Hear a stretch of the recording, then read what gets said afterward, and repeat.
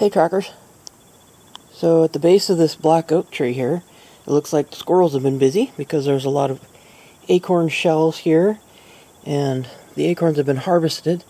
And if you look around, you'll see a bunch of twigs with leaves still attached that have been removed from the tree. And I was looking at these, and at first I thought they were just being removed because of the acorns, but then I realized something else is going on as well. So I brought a bunch of these over here to a table to show you. They all have the characteristic cut on the end that indicates they were removed from the tree by the gray squirrel. This is the way you can tell the squirrels were the ones that cut these branches off the tree. You see this characteristic stair-step pattern where the branch was gnawed off the tree by the squirrel's incisor teeth. And it does give a little bit of a 45-degree angle, roughly, is the angle we often talk about. But you can see that stair-step pattern in here. The sun's a little too bright, so I'm going to put it in the shade. That stair-step pattern is where the teeth went across and cut this. So this is all the work of the western gray squirrel. And the other thing that I wanted to point out is that a lot of these have a very messy looking base to them. It's kind of swollen looking and appears to have been shredded open by the squirrel. Now this is a gall, and a gall, if you've seen any of my other videos, you probably have seen ones that I've done on galls. Galls are a response by the plant tissue to the deposition of eggs into the plant tissue by a particular species. It could be a sawfly or a wasp.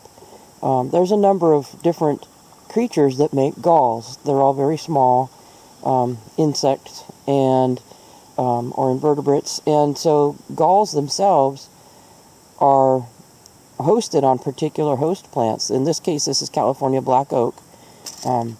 And you can look at the leaves and identify the species of tree. So the squirrel removed these branches from the black oak, and I think most of these were not removed for acorns. This one doesn't appear to have had any acorns on it, but it was removed. So this one is just a puzzle. There was nothing on that like a gall that the squirrel could have harvested. So let's look closer at the gall. Okay, here are a couple of the galls, and in this case, the squirrel cut off both ends from the tree to remove this as a small twig that it could manipulate down on the ground. And then it opened it to get at these little chambers in here. So galls, some of them have a single chamber with one larva per chamber, and some of them have multiple larvae per chamber. This one seems to have it looks like these are probably single chambers, but I'm not sure. Right now, I kind of looked this up by host plant. This is how you identify galls, mostly is by the host plant and the appearance of the gall. But in this case, the appearance of the gall has been kind of ruined because the squirrel has opened it.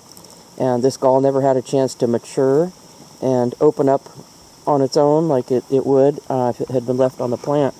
And so this is not the normal appearance that we would be relying on to identify this. So I looked it up. The closest I can come is ruptured twig gall wasp, and I'm not really sure about that. I'm hoping that some experts can help me identify that one. There's no larvae left because the squirrel has eaten them. But so galls themselves are found on their particular host plants, and that particular invertebrate has a relationship with that host plant in that it deposits its eggs in here, and then the plant tissues grow into a particular type of gall in response to the irritation caused by the growing larva. So the feeding of the larva and things like that will cause irritation to the plant tissues, and around it, it will seal it off and make these little chambers.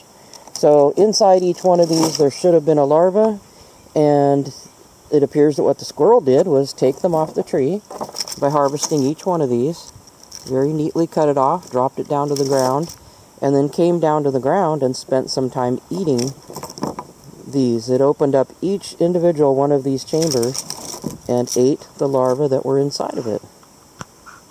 Quite a lot of work, but it's also a good source of protein because larvae are just squishy little protein things.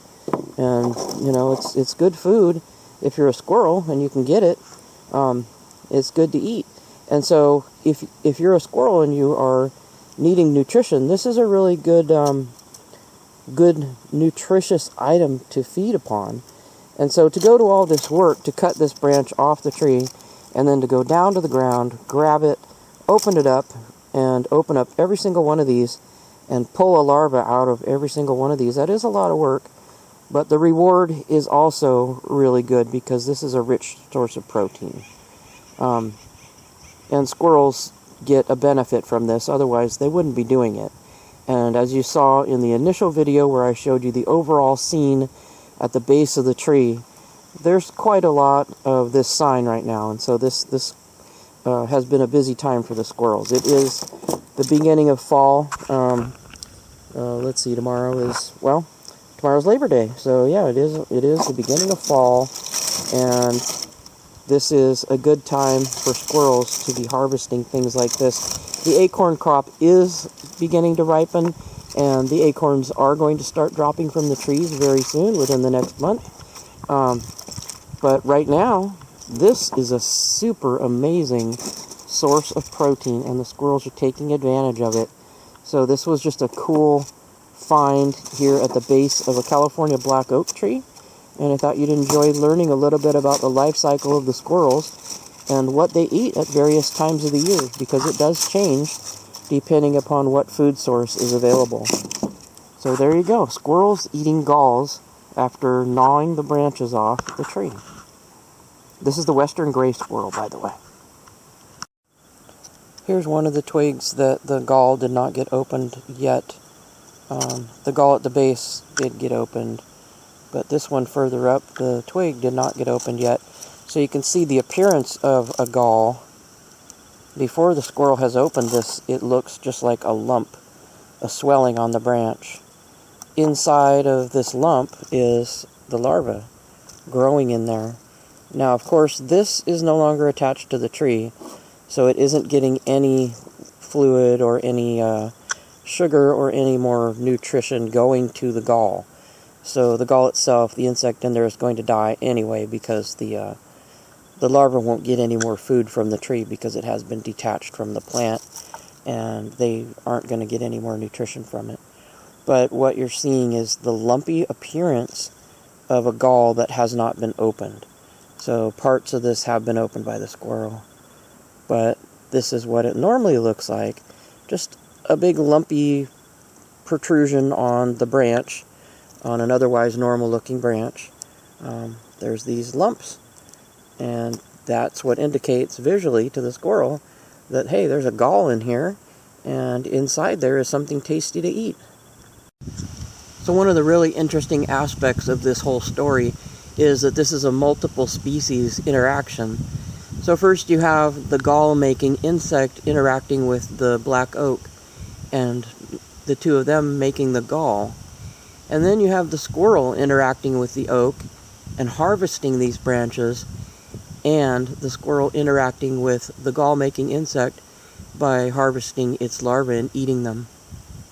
So it's quite an interesting interconnected web there, and tells you a story about how things in nature really don't exist in isolation. They're very connected.